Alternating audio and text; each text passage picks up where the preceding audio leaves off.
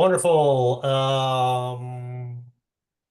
Thank you. This is the January 2025 meeting of the City of Somerville Commission on Energy Use and Climate Change. Did I say the year correctly? Good. Did I get 2025? Good. All right, good. Um, we typically start our meetings with a round of introductions, so let's go ahead and do that. My name is Larry Yu. I'm the chair of the commission. I work for the Bridgespan Group by day, and I live in the Davis Square area. I live in Davis Square. Oh. Why don't I hand it over? Sorry, Christine, you came off mute. Sorry, I might have missed it. Did we say it when we started it? It's 7:01 and Ari's going to be taking. Okay, got it. Okay, thank you. Yes, so I will hand it over to Ari, who will provide some formalities, I guess. It is my great pleasure to volunteer as note taker this evening. Thank you all for this opportunity. As Larry was opening the meeting, it became 7:02, so I will record that as the time. Ari Furusawa, Commissioner. I'm also in Davis Square. By day, I work at HRNA Advisors. We're an urban policy, climate policy consulting firm. Eliza, you want to go? Sure. Hi, folks. I was just shoveling the last bite of my dinner in my mouth. So, Eliza Johnston. I am also a Davis Square resident. I work at ICF. I do economic policy, sort of at the intersection of climate and energy. And I will pass it on to Ramon. Hi, Ramon Bueno. I live at the Brick Bottom buildings in the Brick Bottom district, and I've been a commissioner for I don't know, a good number of years, and I'm retired now, but I used to work in the climate economics group at Tufts and then at the Stockholm Environment Institute branch there, and glad to be here. I'll pass it on to Alexis. Everyone, Alexis Washburn, Commissioner. I live in Teal Square, and by day I work at Emerald Cities Collaborative, which is focused on climate and environmental justice work, and I will pass it to Courtney.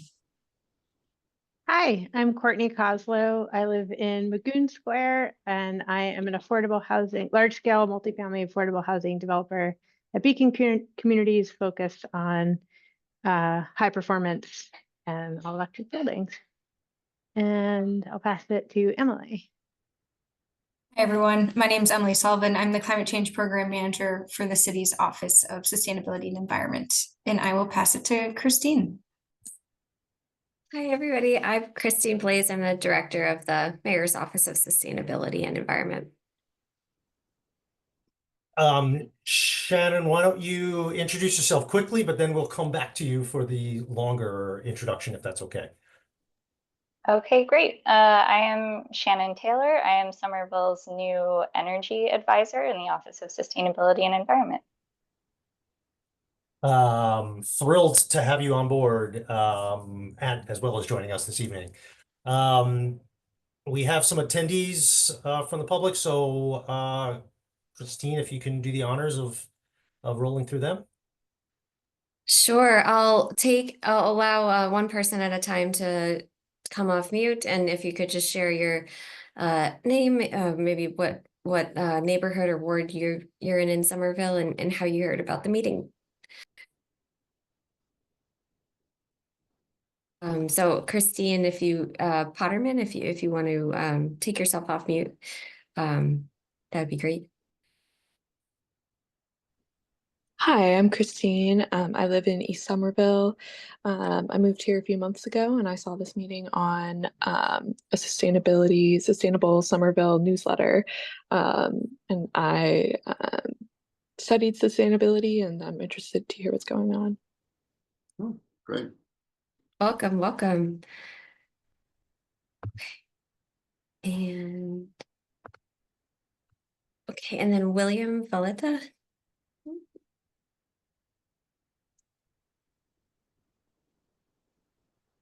William, if you're there.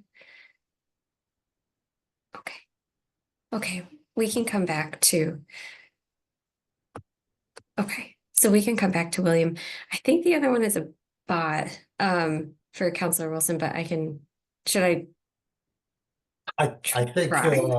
I think that is properly identified as a bot. So Okay. we can move along. Hi, Okay. Jake.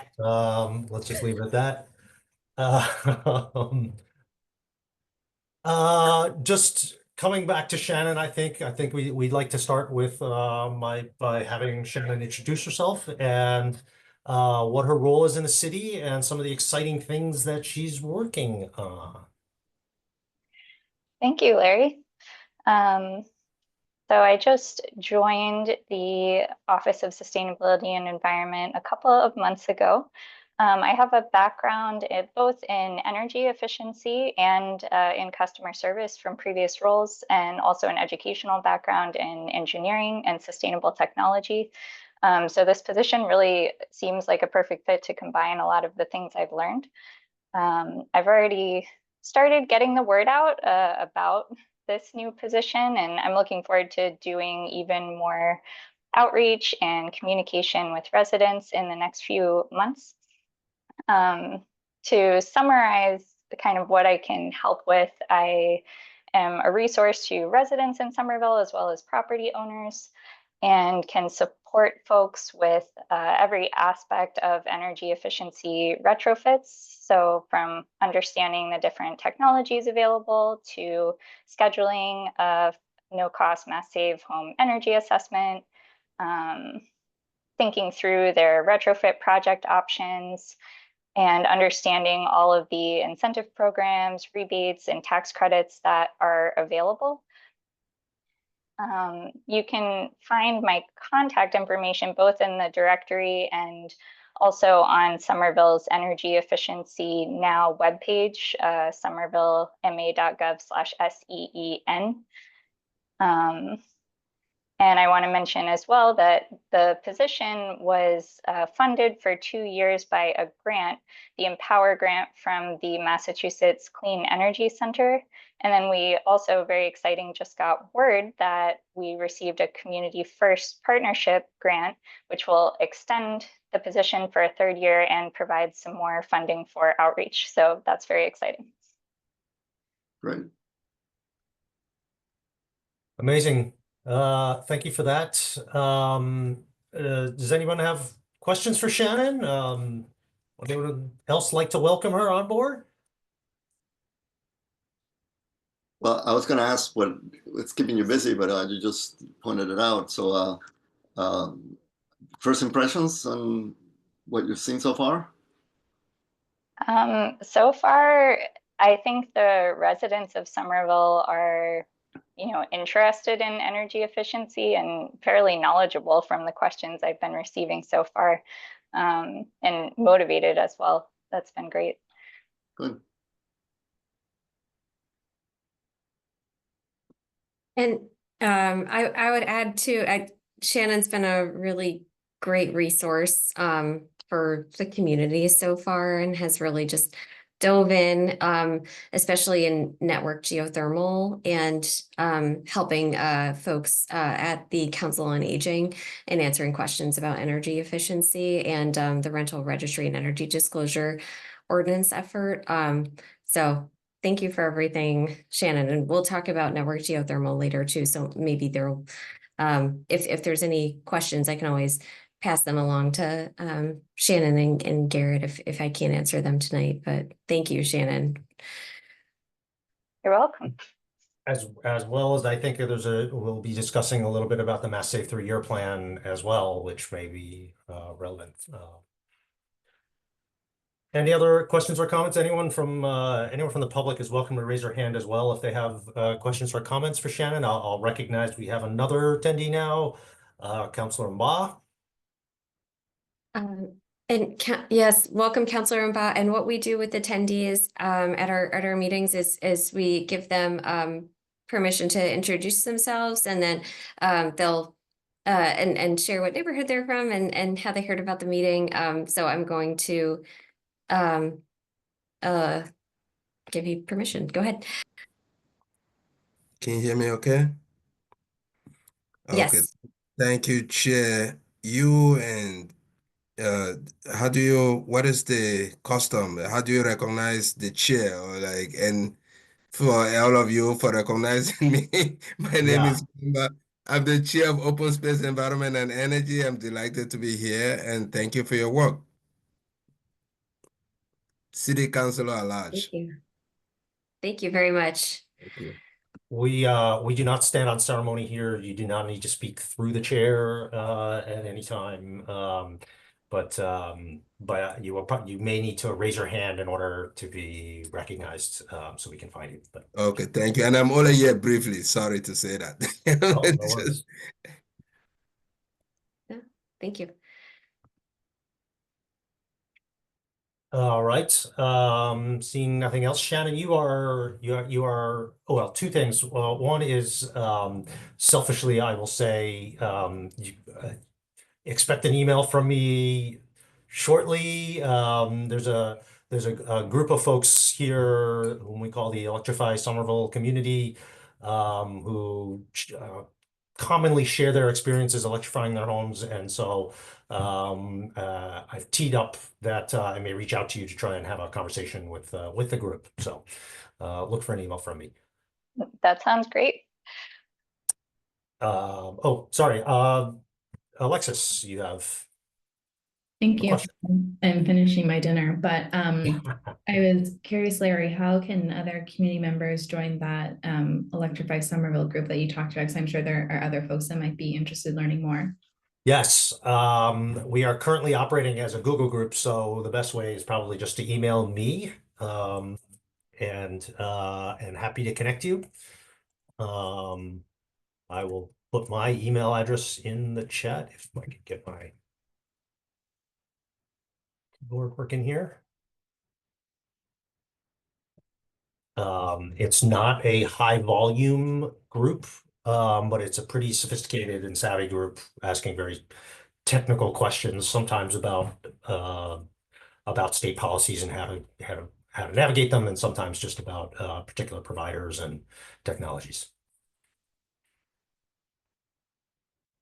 Oh, sorry. And the second thing, Shannon, is as we move to the rest of the agenda, you are on the one hand welcome to save the rest of your evening. On the other hand, it's up to you, but there are some things that kind of fall under your remit for discussion, so it's up to you if you'd like to remain on.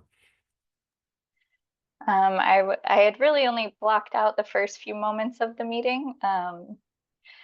Sorry to say, but it's been really nice to meet you all, and definitely feel free to direct folks to me and spread the word. I would appreciate it. You got it. Feel free. Thank you, Shannon. Thanks, everyone. Okay, so we have a long agenda today. I think a lot of the items here are sort of updates. I think, but as we move through it, Christine and Emily, or whomever is speaking, feel free to tip us off where in particular you think additional input or comment would be helpful. And we can go from there. So starting with the buildings discussion on school decarbonization. Sure. Yeah. So there's two things here I wanted to talk through. One of them is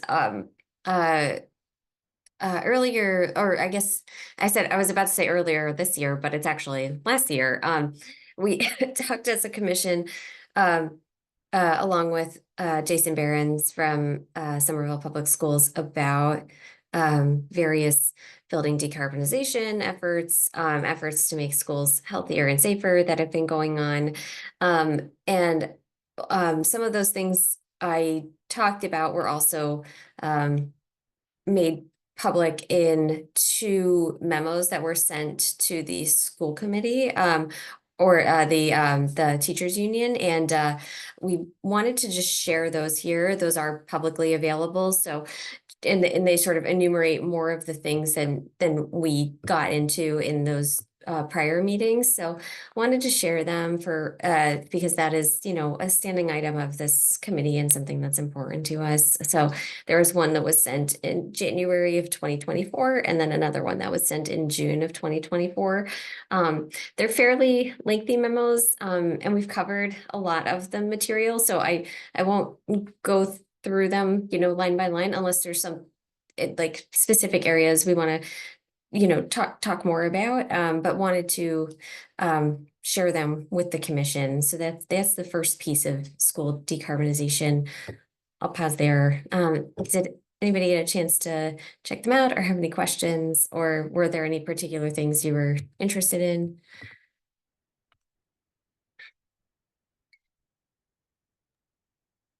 Can you Just sorry, would you mind just going through them? I think I missed that there were attachments to look at. So, in the chat, there's the agenda I posted. Oh, Yeah. and Larry just posted it too. If you scroll to the bottom of the agenda, there's, I'll share my screen and then that will be, that will make it more clear. Oh, I see it. Yeah, can everybody see my screen okay? yep. Okay, I need to hide this, little toolbar, so I can see. So on the agenda, if you scroll down to, I think it's page 3, this is where the links and resources start. And this is the January 2024 memo and then the June 2024 memo. And if you click on those links, they bring you to 2 documents. And I just noted on the top of them that they were, they're, you know, publicly available documents. But yeah, so this is where you can find them, and they'll be, you know, on the city's website at somervillema.gov/CEUCC under agenda and minutes. And would you mind just giving a summary, since also people in the participants might not have looked through them, that like, what were they discussing and where does it stand? Yeah, so these were some of the ones we had, we went through them, you know, last, I believe, like May or June. So it was, they discussed, various like systems upgrades, that we had been making, in the buildings, across different buildings, between, I would say, it was sort of like post-pandemic era upgrades. So that's sort of the span of time that we're discussing here. The first, and then we sort of split them up because when we started drafting the memo, we realized there were just so many things. We sort of split them into different categories. So you'll see the first one, we sort of started leading with safety. So we were discussing air quality, and how new filters and HVAC system upgrades can help with COVID response, and how it can also help with improving ventilation too, in various schools. And then for resiliency, talking about how we were hiring for the first resiliency planner, that position has been filled. These projects here, I believe, have been completed, but it goes through each of, there's many projects that are discussed in here, and the memo discusses the status of each of them too.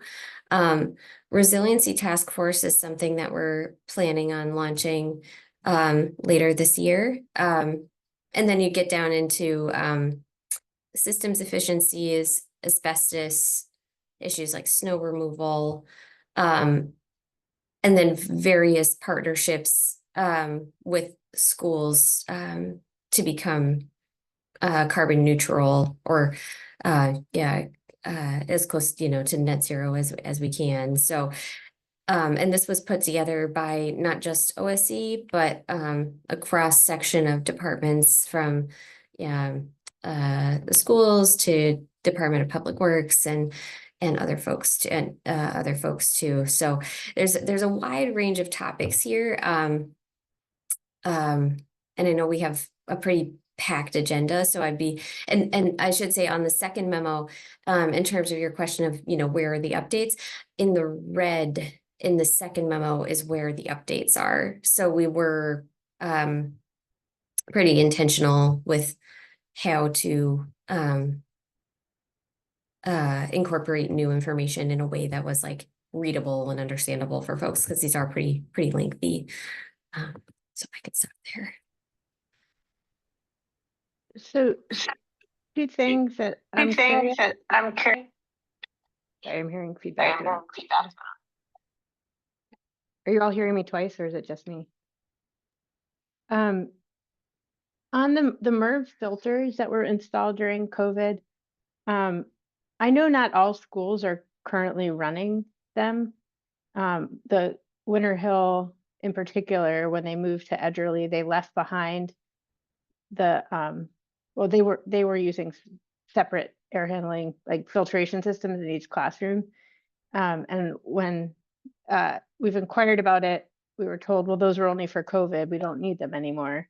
When in reality, they're actually just for good air quality, for health, and which has positive impacts on school. So that's one thing that I'm curious about, because it was noted here in the follow-up memo from June that the MERV filters, 13 filters are changed every 6 months, but they're not currently active in all schools, which feels like an oversight. I know they're kind of, some of them, the portable ones, the schools that couldn't have them installed, integrated into the system, have portable ones that are kind of loud and take up space. So that was also a concern for some teachers, but that's an item that feels like partially addressed here.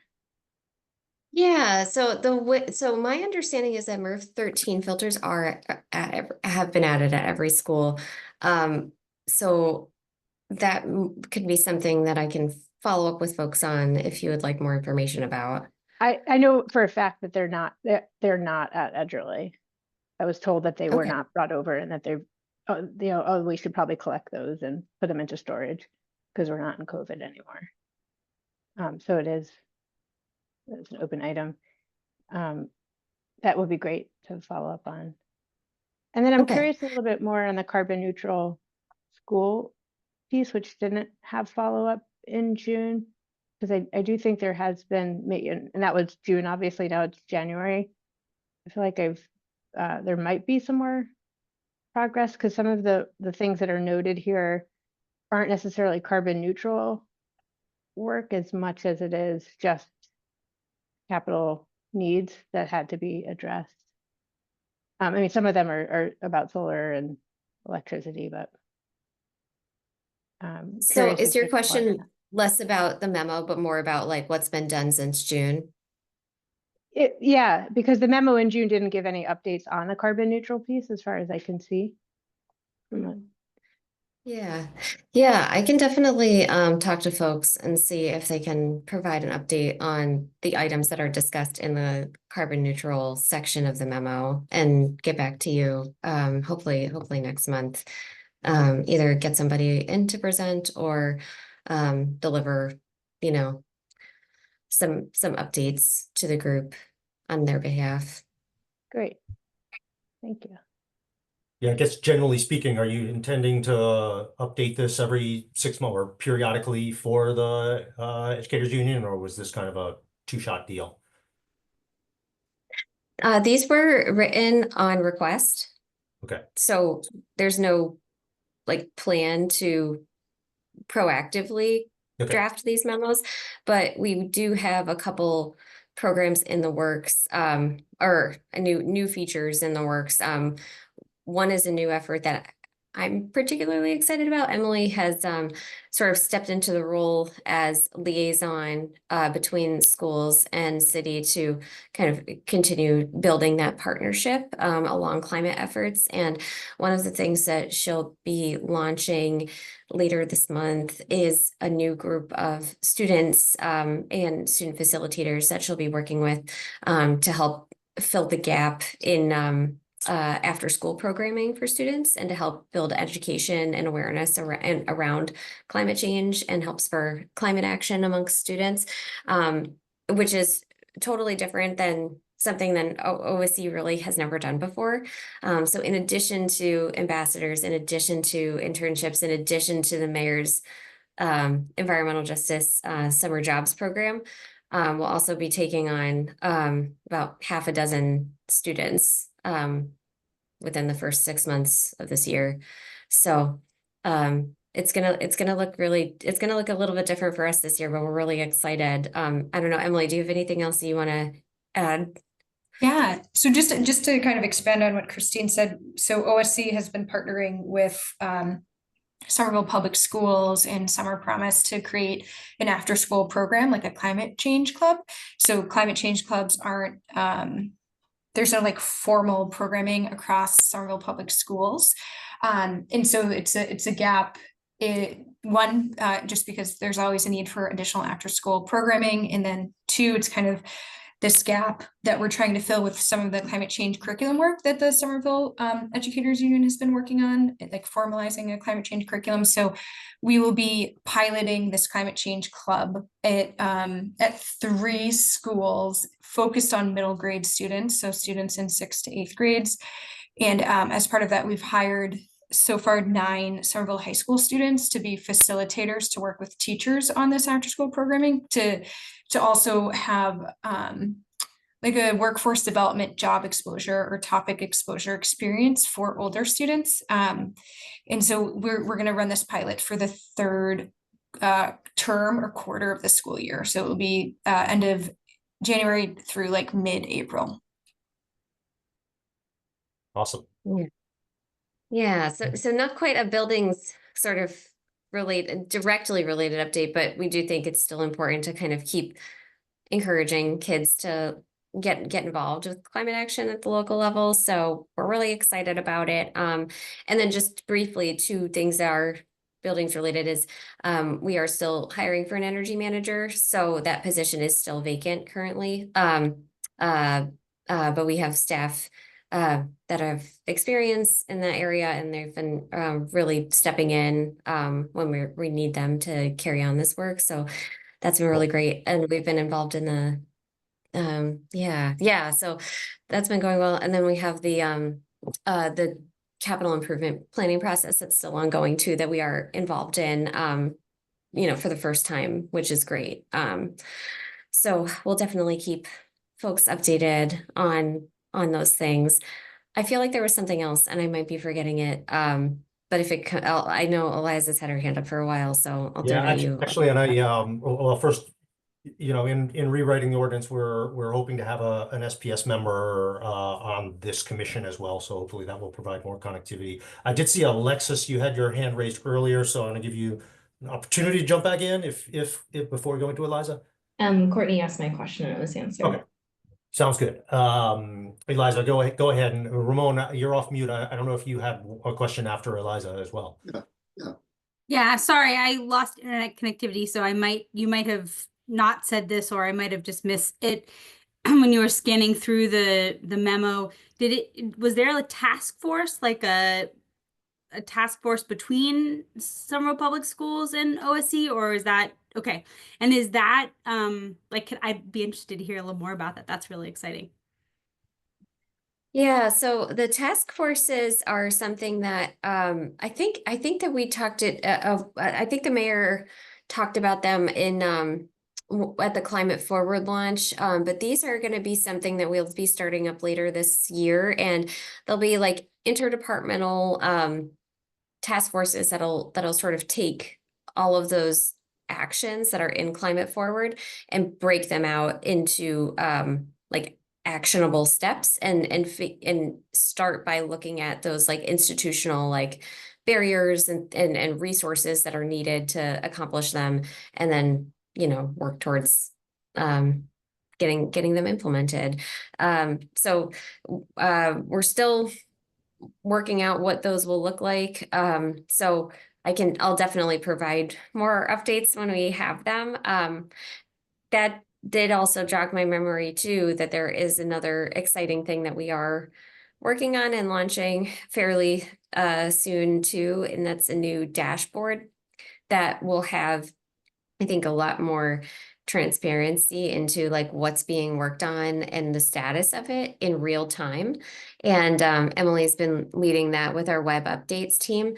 So that's something that we envisioned in Climate Forward, is redesigning the dashboard and making it as accessible as we can. And the number one question, I think one of the top questions we get is, what's the status of X, right? So we want to be able to post all 77 actions and then have a status bar on each of those. And then to also have that web page host information about like emissions and things like that. And also how those relate to the Green New Deal resolution too. Great. That's awesome. Thanks for that update. And yeah, I mean, I think the task force is an awesome idea. I'm super excited to hear that. And I think, you know, the type of issue that Courtney raised where like in policy or in plan, this is what we want, but on the ground, like, you know, schools are sort of their own fiefdoms, I think. So I do think like getting that representation from folks in the building, you know, folks either even at the central office to have those conversations is going to be really, really eye-opening. So I'm super excited to hear about that. So thanks. And Emily, I'm very excited to hear about the after-school program. Can you share what schools it will be in? Yes, I can. And so as of last week, when I met with the schools, it was the 3 schools include Argenziano, East, and Winter Hill. So, and again, this is a pilot. So like the idea is to like expand it across the school district, but we're pretty excited for That's at least great. launching the 3 schools. Yeah. Yeah, that's awesome. Great. Thanks. Ramon, I think you had a question that will come back to Courtney, and if anyone else, if any attendees have a question as well, please raise your hand. Yeah, it was just a comment. Courtney, I wasn't sure when you said that you hadn't seen any updates to the carbon neutral. And in the June edit of the memo, I see a red section that seemed pretty exciting, that the Argenziano School got a $132,000 grant from the Department of Energy for upgrading LED lighting. So that sounds pretty good.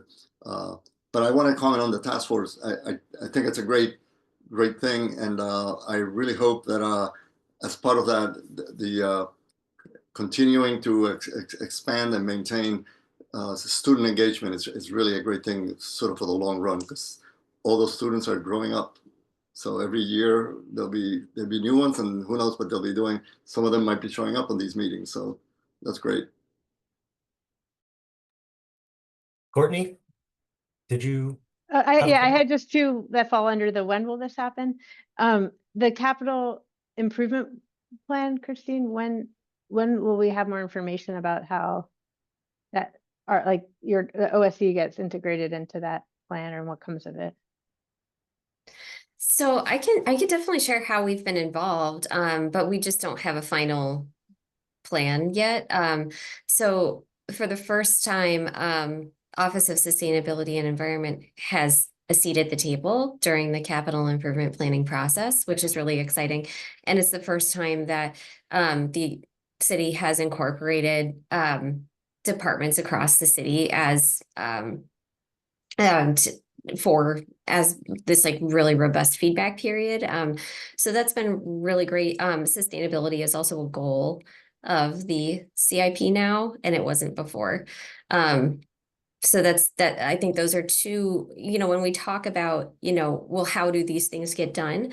These are some of those institutional things that we're looking at and saying, okay, we need to start at the very, you know, the things that you would think this, you know, oh, well, assuredly this is happening, but, you know, sometimes, you know, it just isn't. And that's where we sort of have to say, okay, let's start at the bottom here and build a strong foundation so that sustainability is the goal of the CIP and OSE has a voice during that process too. So, yeah, well, you know, excited to share more as it develops. But And do you know if are school yeah. buildings included in the CIP this year? Because in previous years they were not, and they were told they'd be focused on elsewhere, but there really wasn't an elsewhere that had all the buildings comprehensively for the making sure that they're moving into the future.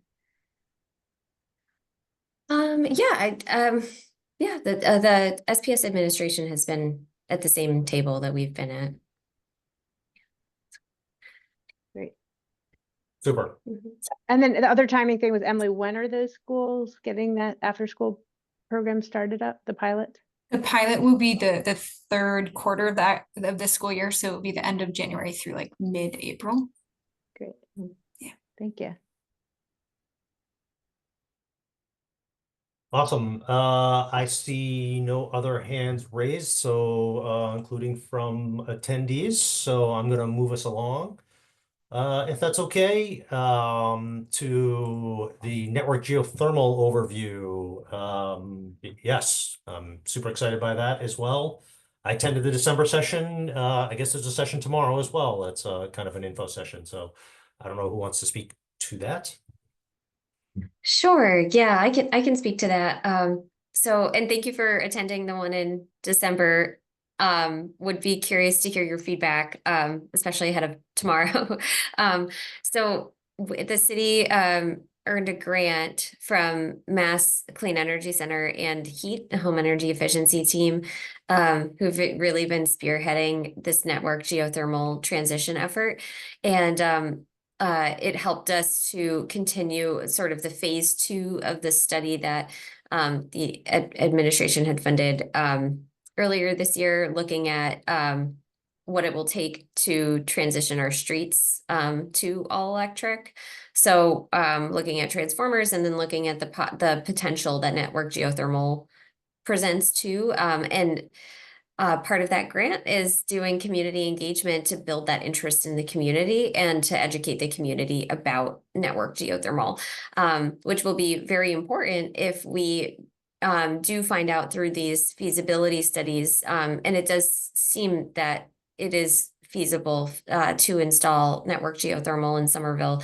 And we haven't just realized that with one system, but with three potential systems encompassing about 3 miles in Somerville. But so I just wanted to pause there, and that's sort of explains what the grant is doing. But I wanted to see if folks would be interested in hearing a little bit about the technology and maybe seeing like a couple slides about it. Would that be of interest to folks? Okay. Awesome. Let me get this pulled up. Or let me do the screen share. Okay. Can folks see my screen again? Yes. Okay. Awesome. Okay, so oops. I'm sure there's an easier way to hide all the dialog boxes faster, but so essentially, network geothermal is a geothermal system that is expanded out to a neighborhood scale. And what that means is that there's pipes that connect from homes to all the way hundreds and hundreds of feet below ground, and they use the stable temperature of underground temperatures to create a more efficient heating and cooling system.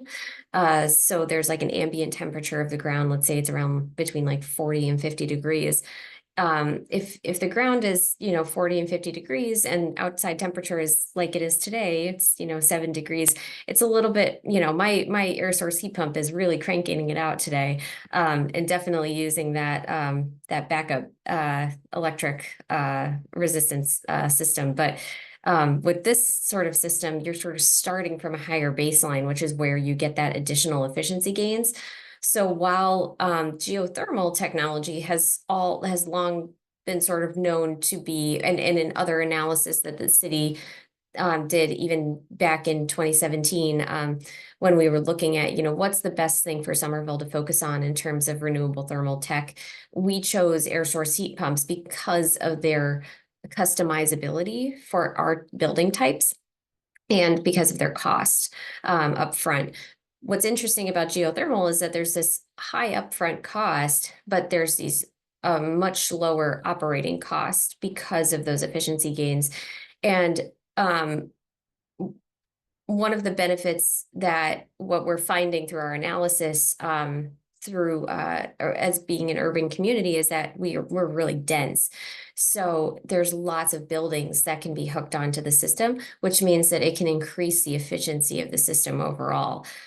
So, where in, all other discussions, it might be like, oh, like this will be so hard in urban cities. That is, for X, Y, and Z, like there is technology that is available and ways that we can design the system to make it that we think we can make it work for Somerville.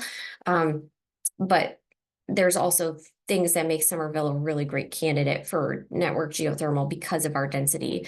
So the three systems, the three areas that we're looking at currently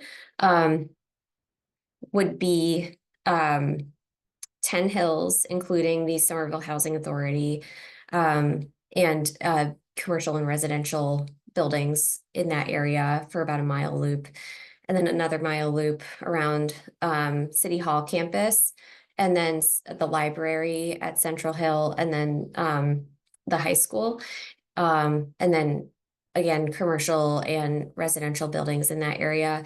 And then the other one would be Central Somerville Ave around Union Square. And again, that's another mile loop with residential and commercial buildings too.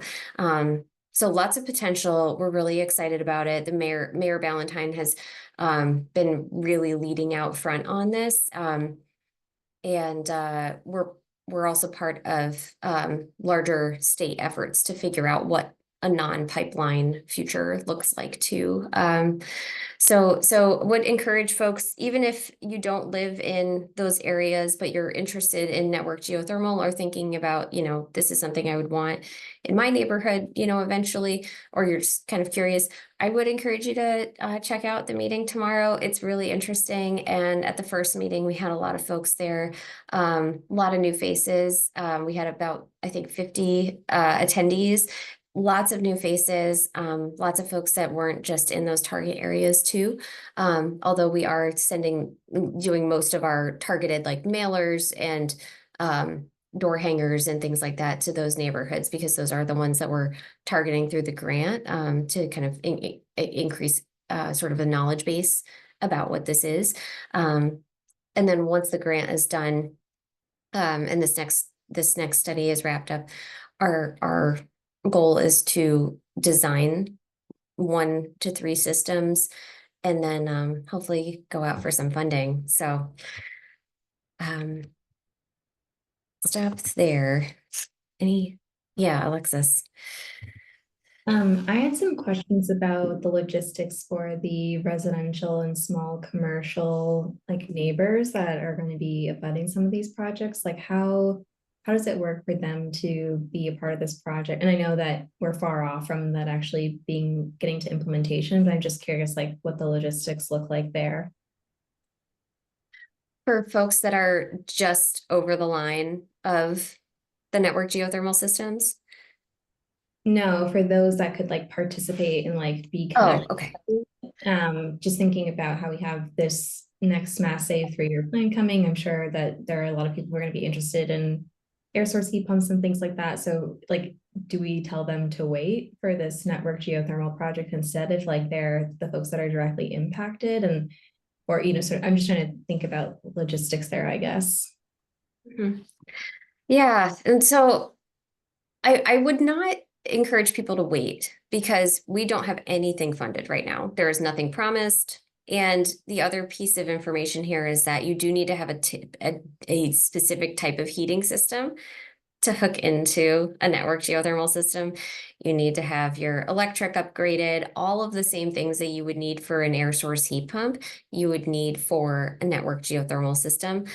One of the things I think that's really interesting about network geothermal that our consultant Vera Happold has cued us in on is that, and as we're learning with Eversource and National Grid as they embark on these pilot projects, the answers that we had to these questions 6 months ago is completely different to the answers that we get now, because they're learning so much every day, and it's dropping costs of the project, but it's also preparing us for what the next phases, what these next kind of round of pilot projects looks like. And there's different ways that you can finance these. And then there's also this open-ended question too of who, in Somerville's case, and as the state transitions away from gas, who's paying for these residential and commercial building retrofits that are going to have to be done. In the Eversource pilot, Eversource is actually paying for that in Framingham. It's about a third of the cost of the entire project, and the entire project's about $20 million. So it is significant. And I think we'll talk if we get to it tonight, but if not, we'll talk about it next time. The Mass Save 3-year plan, I think, will start to help people close that gap, and we've really been advocating for that.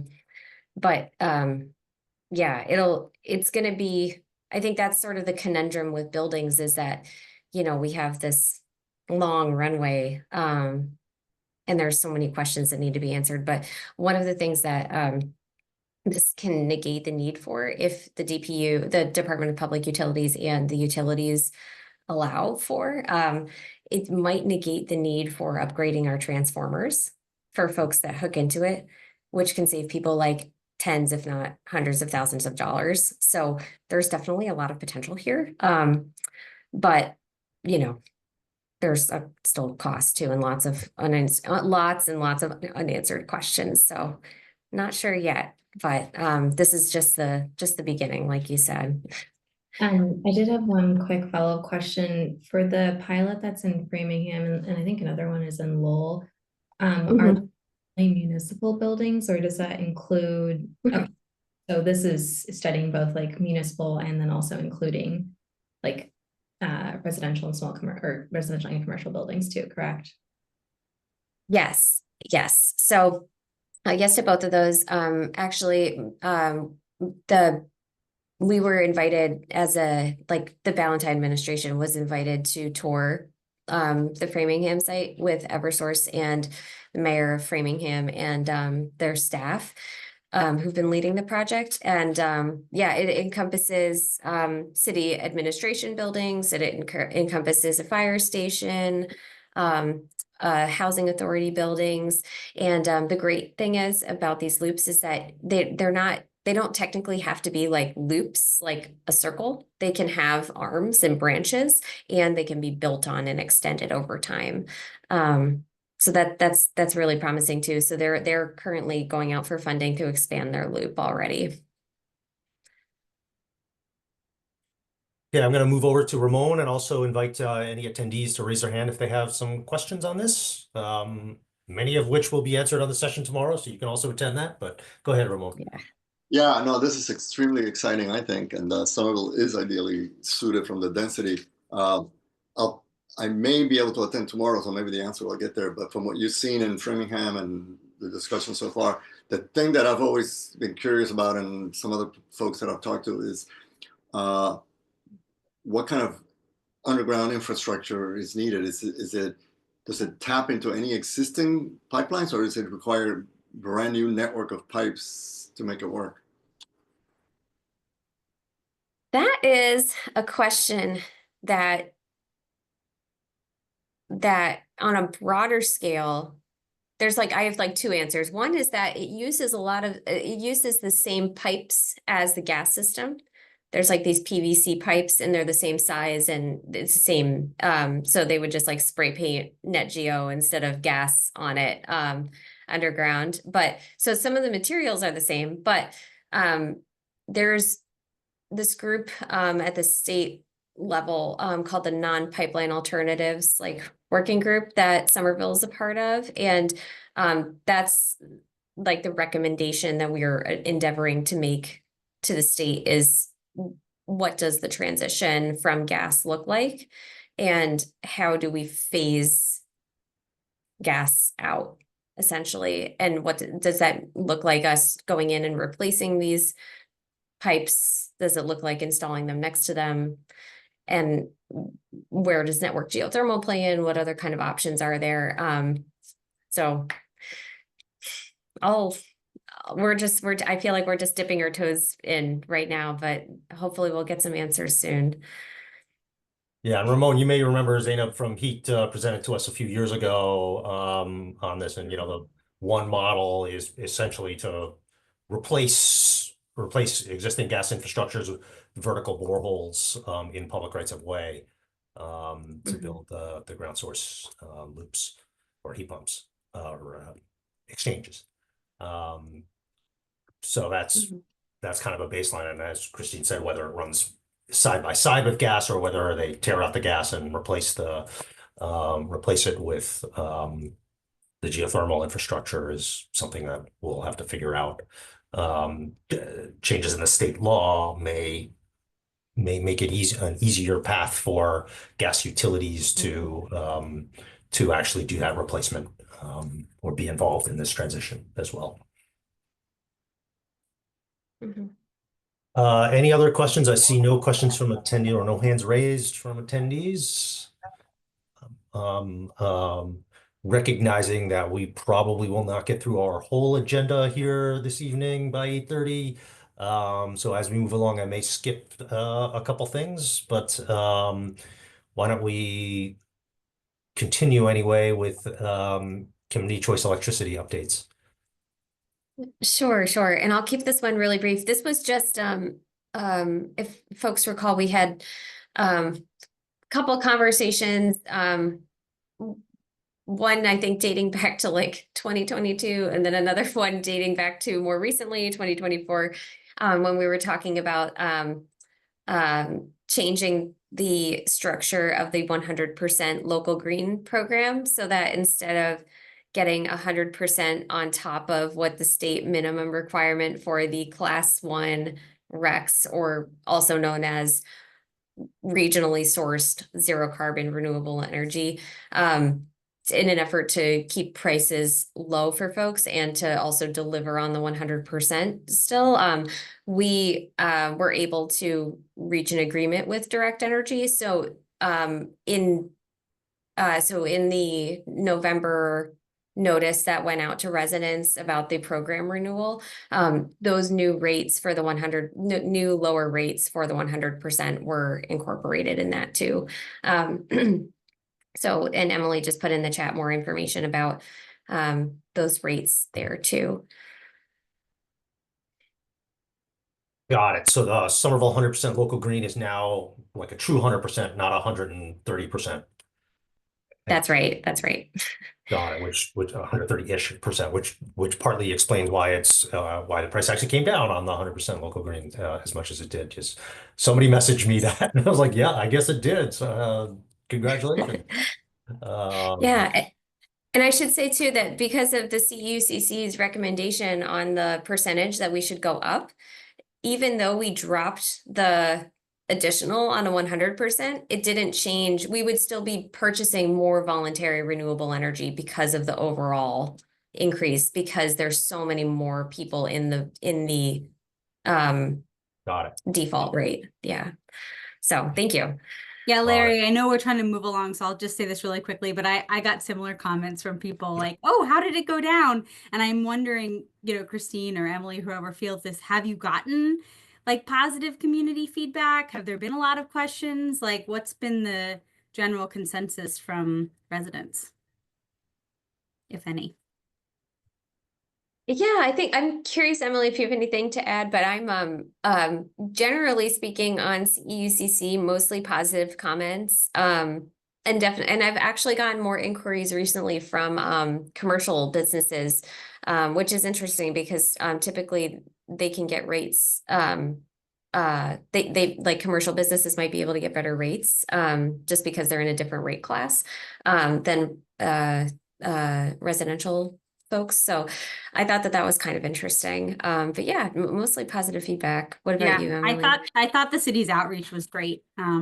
So really nice job on that, guys. Nothing to add, Christine. Yep. All right. Again, I'll invite attendees to just raise their hand anytime if they have a question. Seeing none for now, would love to move on to at least begin part of this policy discussion. And then I might jump to the governance in the middle of this, but I think there are a couple of things that we do need to cover in the policy discussion. Ramon, you're slowing my roll. What do you got?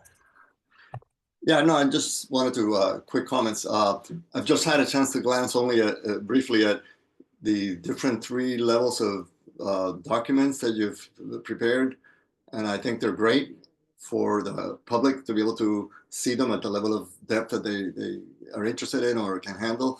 So I think it's great, and I hope they're able to be widely distributed so that people can really take advantage of that. And one thing I always like to tell people is that people can bail out, but it takes some pretty ideological rigidity to bail out of even the basic, because you're going to the same electricity, except more expensive with Eversource. So, but I think it's also a great opportunity to, not everybody can afford to go to the 100%, but especially the more attractive it gets for people who can afford it's the same as having, the extra few cups of coffee a month or something like that. So great, congratulations. Perfect. Thank you, Ramon. Thank Go ahead, you. Christine. Yeah, so if I could, I'll share my screen one more time and I'll go through a couple of the things that we have available on our website related to the rental registry and energy disclosure. I'll ask one more time. Can folks see my screen again? Yes. Awesome. Thank you. So, we recently concluded the focus group portion of our, sorry, I just lost the page, of our stakeholder and resident interviews and focus groups. And it was a very robust process. We talked with dozens of folks, and we worked with the Consensus Building Institute to conduct the interviews and the focus groups. We presented on these findings, which are available on our website. This is a draft version of it, but I believe the final version has been posted. So this is publicly available, and it explains in detail what we gleaned from all different types of groups of folks, renters and landlords, even businesses and contractors in the area that we were able to connect with, which is an area that we really haven't had the capacity to explore before. And this was a project that, again, was grant funded through ARPA funds that were granted through the state earmarks. So those findings are all published on the website, and I would be happy to talk about any, like, if there's a specific group or topic that folks would like to go through, but sort of in the interest of time, I can also keep it brief. To Ramon's point about, kind of having different tiers of things available for folks, depending on how in-depth you want to go. We also have this fact sheet here, and this is something that we've been sharing out at Council on Aging office hours and at presentations that we've been attending and talking about this with them. So it's brief, but if folks have any kind of questions about what this is and just sort of want the basics, I would definitely recommend pointing them to this document or sharing this document with them. And then I also share the proposed ordinance here too. So this is again, this is in draft form. This is something that we utilized for the November meeting once we concluded all of the focus groups and stakeholder interviews. We went back to folks and we said, hey, this is what we're thinking of for the final report for the ordinance. What's missing? Does this reflect, the feedback that you heard? And we got even more feedback at that meeting too. So we're currently processing all the feedback and discussing internally, and then we'll update folks when the ordinance is ready. But yeah, I guess I'll stop sharing my screen. Any like specific questions, or I should also say too, if you would like, I can also, if folks weren't able to attend the November meeting, or for any folks that were able to, I know a couple of folks were there. If you have any like insights from there or any like big takeaways, feel free to share out too. And also if there's any interest in us giving kind of the rundown of things. I can also, Larry and I could talk about maybe doing that at a future meeting or something like that too. I would love a rundown at a future meeting. It's exciting, and the material is great, but hearing about it firsthand is always helpful. Alexis, go ahead. I do have one question for building owners, which is reading like the fact sheet. It says that they'll be required to disclose energy information about those rental units.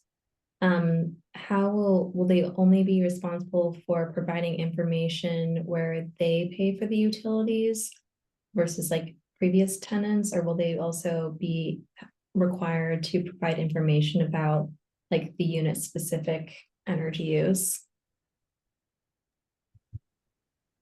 Yeah, that's something that it won't be detailed in the ordinance, so it would be something that we would develop after the ordinance is passed. It is something that we have been talking about. Oh, thank you so much for posting it, Emily. Emily just posted the recording of the rental registry and energy disclosure meeting from November. CBI did an awesome presentation there, so definitely would encourage folks to check that out. But yeah, that's a question that we're still trying to figure out, what would we ask folks? And I think we are a little hesitant to do too much in the way of designing a program before it's made official.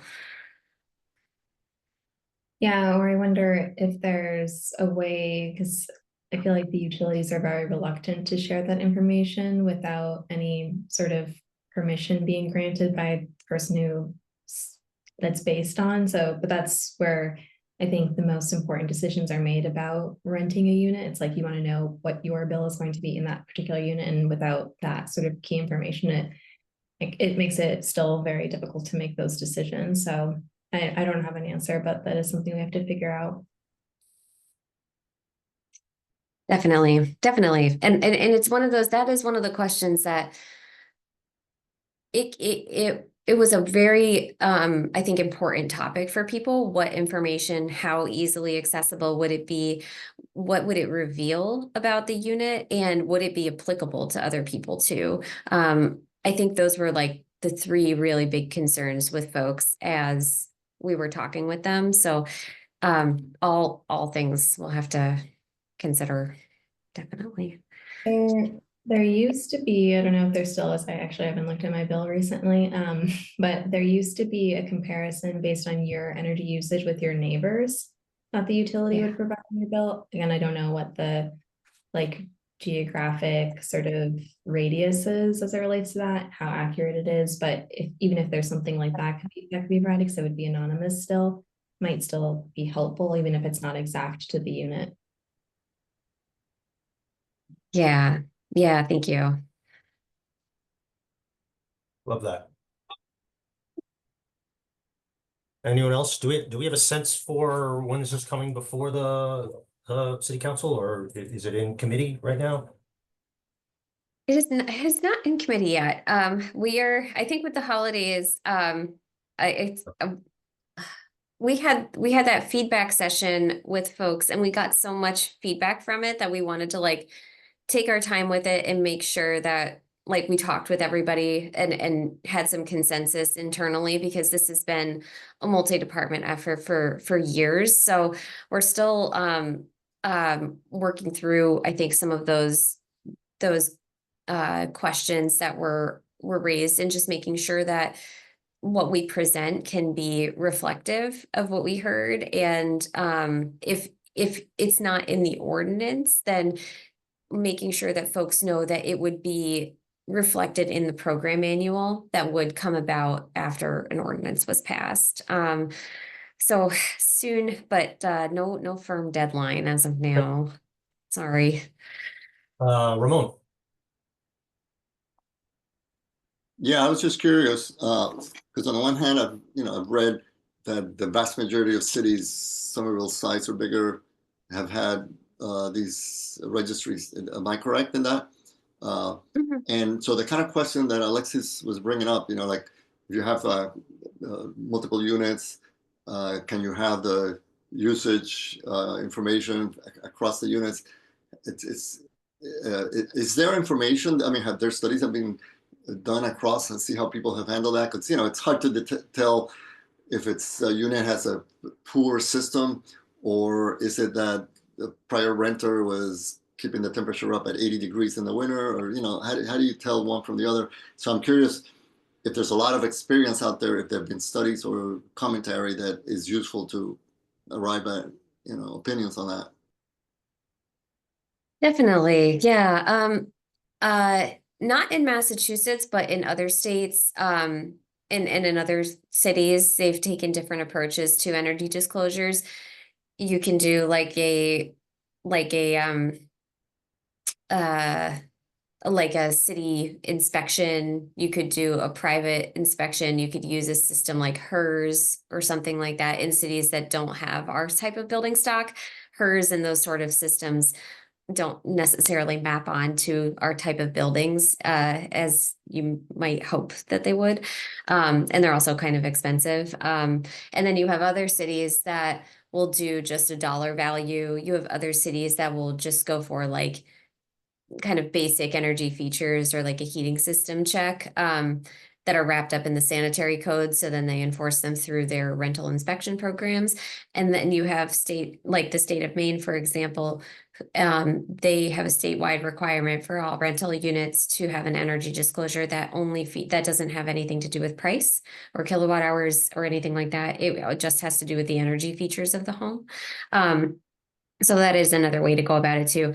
And through all of these conversations, we've heard kind of the pluses and minuses of each of those. So it's been really interesting to hear from the renters of what would be most useful for them, and then from the landlords, which like what's most practical and what they would need help with implementing. So those are all, considerations to take into account. And then I think answering that question too of, there was concerns about, well, how do we make sure from both sides about how do we make sure this information is accurate? So that's another question too. Okay. Moving on, I think, to the fossil fuel free program decision announcement. Did we talk about this in November? I don't think that we met in November or December. Oh, right. Okay. So yeah, So oh, no. yeah, so kind of unfortunately, old news, but still news, unfortunately. So we were not selected to join the fossil fuel free demonstration program. Northampton was selected for geographic diversity and because they are the only utility that has or the only city that has National Grid. Everybody else has Eversource. So that's also significant too. I think we're hopeful that the program is successful and we can be a part of the next 10 communities. And obviously I'm really excited for Northampton to be a part of it and hope that it goes well for them so that I think the idea is that the state is looking to see, how and when and if this can be expanded. So we're always looking for the next opportunity and trying to keep ourselves in the conversation there too. But thank you guys for your support on that because CEUCC was very helpful in submitting our application, which, I don't think anybody can deny it was very robust. It was like 4 times as long as Northampton's with all of our comment letters and including one from the CEUCC. So thank you. Yeah, thanks, Christina. I mean, I'm sad, but also like, it's an artificial scarcity, and like we should have both been allowed in. It's not like we should have been competing with Northampton for that last slot. So, it's I'm happy for Northampton. Let's put it that way. The 3-year plan. I think we may have time to sneak in a couple more quick conversations here on some policy things at the state. Sure. So the 3-year plan, for folks that don't know, it's it references the Mass Saves sort of guiding document that guides how the utilities are going to allocate their funds for the program for a 3-year period. So this period would be the calendar years of 2025, 2026, and 2027. What they had a comment, a very long stakeholder process that started last year. It involved the EEAC, the Energy Efficiency Advisory Council, and submitting comments to them providing comments to the utilities on the utilities draft plan based on the comments that they had received, and then the utilities resubmitting a revised plan to the Department of Public Utilities for the Department of Public Utilities to decide on and say, yes or no to individual items in yes, but change it to this or something like that. So that's the process that is the current status of that process right now.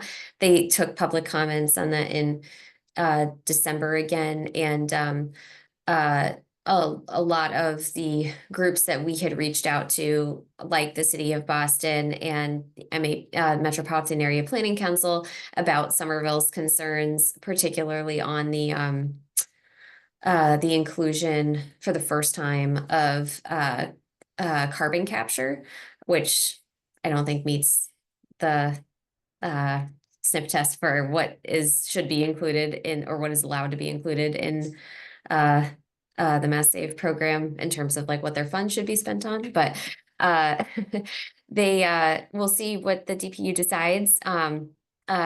We should expect to hear from them within the next month or so. And then what will happen after that is the utilities, or the Mass Save website, will be updated with all the new numbers for like air source heat pump incentives and things like that by like March, I would say. And it would be applicable for any, typically it's applicable for any systems that are installed or anything that's like purchased in the calendar year of 2025. 3 things I think that are like really exciting about the plan are that they really are doubling down on air source heat pumps. And the reason for that is because 2025 from the Climate Act, the utilities are required to remove any incentives for installing gas. So it freed up a lot of funds. So a lot of those are going to environmental justice communities and air source heat pumps, and kind of like a combination of those two. And then the third thing I think that's interesting is they're adding what could become like a more robust municipal support program that would be focused on schools in environmental justice communities. And that's an expansion from what they had originally proposed, that Somerville had recommended. Originally it was like a much smaller subset of communities in Massachusetts. So I'm excited because that could potentially include Somerville. So we'll be on the lookout for next steps there. I think the plan has been published already, yes? The DPU has not approved it yet. Oh, But really? yeah. So what has to happen is the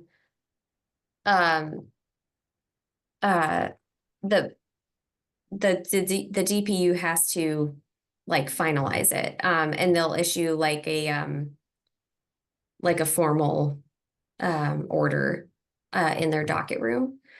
And then after that, then they'll post the final version. Oh, okay. Because the Mass Save website has the 3-year plan published, and everything's up there. So I see it as the draft plan. But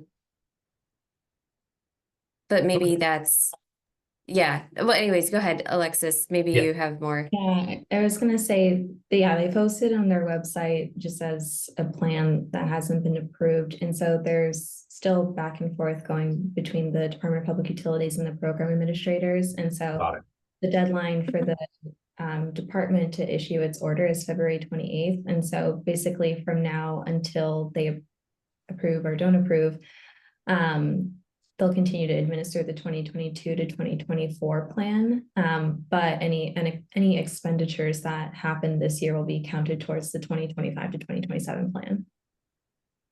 But I don't know how that will affect anyone submitting a incentive or rebate Right. at this point, if it's going to be a 2024 one, or I don't know, Right. and when it's filed or when it's actually processed, so that I don't know. Right. Got it. Okay. Thank you. Yeah. Any further question, comment on the Mass Save 3-year plan? All right, 8:17. Let's quickly touch, well, I don't know. You tell me if this is a quick discussion on an act promoting a clean energy grid or the state climate bill. I see it on the agenda, so I'm not sure what we were planning to discuss there. Yeah, I think the only thing I think it might just be worth mentioning that there's a new climate law. The omnibus bill did actually get passed, which is really exciting. We're all on pins and needles. And it did get passed, and it did include a provision that, to Larry's point earlier about, how will state law help facilitate installation of network geothermal systems. It does include several provisions that will help with siting for those. So that's really exciting. And yeah, Mayor was actually going to go to the signing of the signing celebration with Governor Healy and some other folks earlier in December, but there was another commitment that had come up, but we were all celebrating over here and on the network geothermal side of things. So good things to celebrate. Yes, good things. You were on pins and needles. Some of us were on, torches and pitchforks, but it got done. Any further comments or questions on some of the policy discussions? That includes attendees as well. We're down to the human counselor and the virtual counselor among attendees, but. Okay, moving to governance then, in 11 minutes. First, I'd like to take one item out of order to mention a staffing update on the commission. So Julie has decided to step down from the commission, from this commission, in December. I don't have the date. So we are down one more member. I'll keep her reasons private for her, but feel free to reach out to her directly. Yeah, so that's the staffing update there on the commission. But back to the governance discussion on the agenda, the reappointment policy update.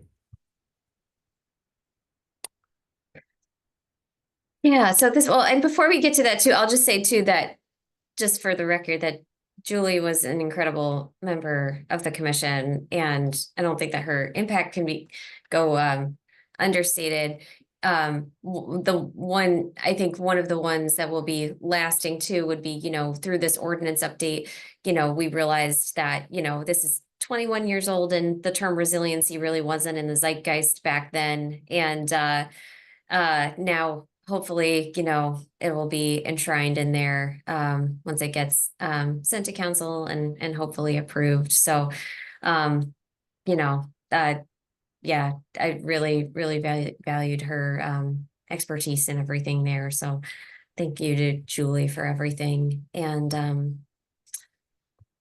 in terms of the reappointment policy update, I just wanted to note that folks should have received. I know we talked a couple months ago about how a letter would be sent out to commission members across boards, commissions, committees across Somerville with updates for this year's long equity process that Mayor Valentine's administration has really spearheaded in looking at ways to get kind of answer the question of like, how do we make boards, committees, and commissions more equitable across the city and get more voices heard and get more representation from folks that we haven't heard from in the past. And it was a conversation that some folks on the commission might remember that Mayor was present for a couple of years ago when we talked about, you know, how can we make the CEUCC or just commissions in general more inclusive in the city.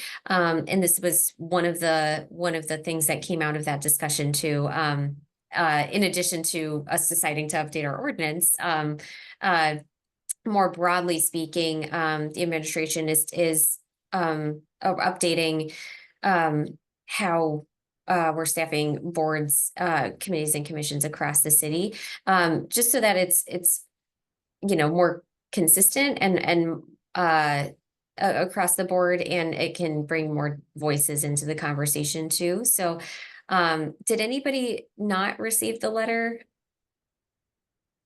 or did everybody receive? Okay. Oh, go ahead, Ramon.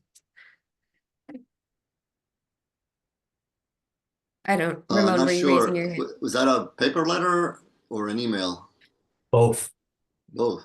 When, I mean, I can look through my ever expanding inbox, but when about what week would have been sent out?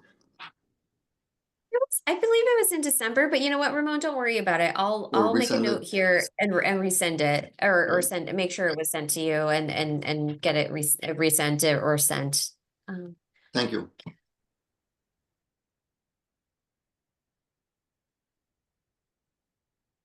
Okay, awesome. Thank you.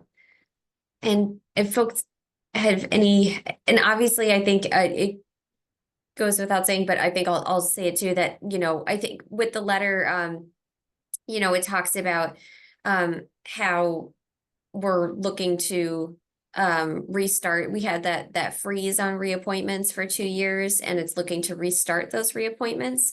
So it's just restarting the reappointment process, which means that as positions expire, we'll be advertising for them. And of course, it doesn't mean that, you know, like we're saying, okay, like, you know, everybody's new and things like that. It's just sort of just saying everybody's encouraged to reapply for their positions, and we are going to open it up to this broader group. I think Larry and I have seen throughout all of the changes that the commission has seen over the years, there is an incredibly rich applicant pool and lots of people that want to be involved in the CEUCC. And that was one of the reasons why we're updating the ordinance in the way that we are. And for what it's worth, this would have been the case because our ordinance is so new. There's like maybe one line that is the same. It's essentially creating an entirely new commission. And as of next month, all of our positions will be up anyways. So it is something that kind of would have happened anyways with the CEUCC.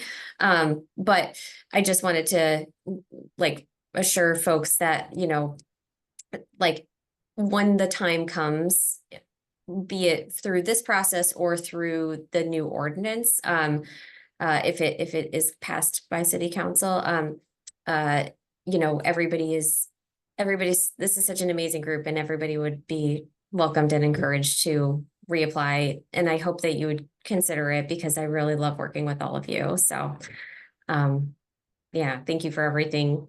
And just, I'll stop talking. Does anybody have any questions or thoughts? Any questions on the policy? I mean, go ahead, Ari, are you? Sorry. As a clarifying question, I love working with you too, and all of you. As a clarifying question, and I may have read the email wrong. Does this mean that everybody's appointments are going to be renewed, or everybody's up for reselection? Sorry, can you clarify what that process might be? And I just got mesmerized in your speech, and then I. No, no, thank you. No, I think so. this is a new process too, and they're gonna go alphabetically. So, and what I've been told is that like there's a lot of commissions that start with the word commission or committee. So we're gonna be kind of down the list a little bit. Um, um, but I think so, I think take my answer with a grain of salt. But I think what is happening is we're restarting the reappointment process, which means that when somebody's position is up for renewal, then we will advertise it to the community, and the person that's within the position is welcome to apply again. And it's also an opportunity to get, others in the community interested in the position and maybe get some new voices in there too. Alexis? How does this change affect our now open position? I don't think that it does, It shouldn't. because it's vacant. Okay, so are we, I guess, given this new process, are we planning to advertise for the open position like immediately or waiting until our updated, like the update is approved? I just wanted to understand sort of like timing of when the various things happen. Good question. It's something I've thought about, but we haven't talked about. Yeah, maybe, I don't know, Larry, if you want to talk about it now or if we should. I think we should, well, we only have 2 minutes, but Yeah. I was, my instinct was to say, like, I'm curious to hear what all of you think. I mean, I personally would have said, let's post it with immediate effect, but curious if others think differently. I would suggest to just post it and go ahead because it's going to be a lot of work. Yeah. If everybody's coming up at once and there's a lot, I was appointed like a little over a year ago in Alexis, but everyone else has been more than 2 years. That's a lot of work for OSE to manage all at once. Unless it's just easier. Well, on the other hand, it could be easier to just get a whole bunch of resumes and letters and do that process all at once because you could offer to multiple people, but I guess I'd put it out there just noting that this is a lot of extra work, and so whatever makes it easiest, but I would think that we'd want to just start adding people Yeah. now. I see a lot of I things. agree. I agree. So, Yeah, I think also for continuity, like the earlier we can bring people on, the less transition I think it'll feel. So, particularly if we are down the list. So I agree. Let's move forward. Okay, 1 minute. So, would love to just touch on the commission ordinance update and then give another point around that. But, Christine, do you have I did signal at the start, this is going to be a lot of updates, so I'm sorry if you're losing your voice. The commission ordinance amendment update. Well, thank you. Yeah, weirdly enough, I think it's helping a little bit. No, I think so with the ordinance update,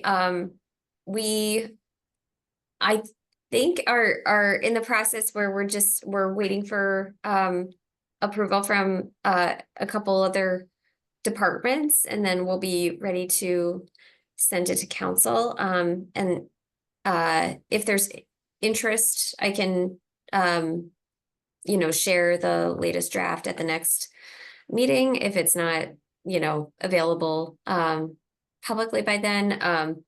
But yeah, I think that's where that stands. Larry, did you have anything else to add? I think the only other thing to add is, Eliza and I had some conversations in November, December-ish, and I want to take on having some more one-on-ones with everyone just to understand how you think it's going, where do you think where do you think our best use as a commission is, just to help shape where we would go with the commission. So just check your inbox. I think I'll probably try to reach out to y'all. May not be able to meet before for another 2 weeks. I personally won't be able to meet for another couple of weeks, but would love to get something in the books if possible. So check your inboxes. 8:31. I'm gonna skip almost everything else and just go to the approval of September and October meeting minutes, if I could, which are linked at the bottom of the agenda. If you haven't seen them or reviewed them, would anyone like a minute can share my screen. to click through them?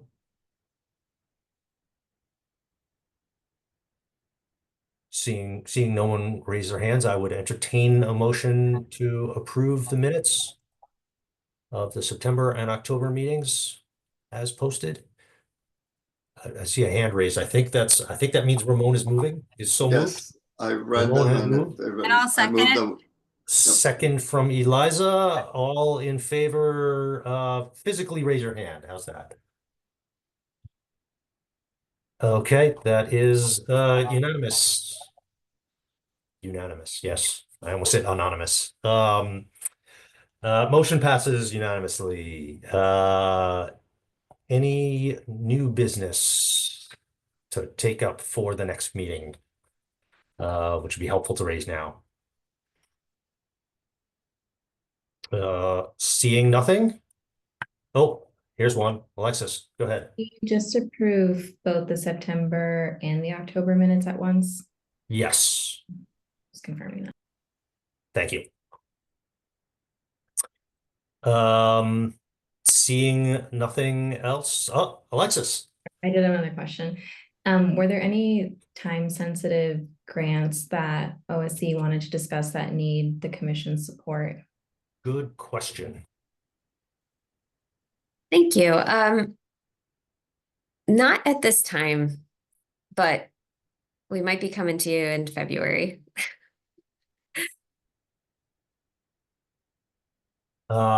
Excellent question. Yes, and feel free. I think you can do some amount of communication by email over that as well, for that is depending on the time sensitivity.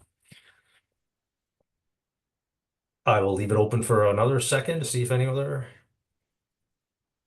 new business questions, comments. Well, Happy New Year, everyone. Is everybody okay with the next meeting date, February 11th? Yes. Okay. All right. All right. I Good New think we Year. are good. Thanks, everyone. Bye. Cheers. Thanks. Bye.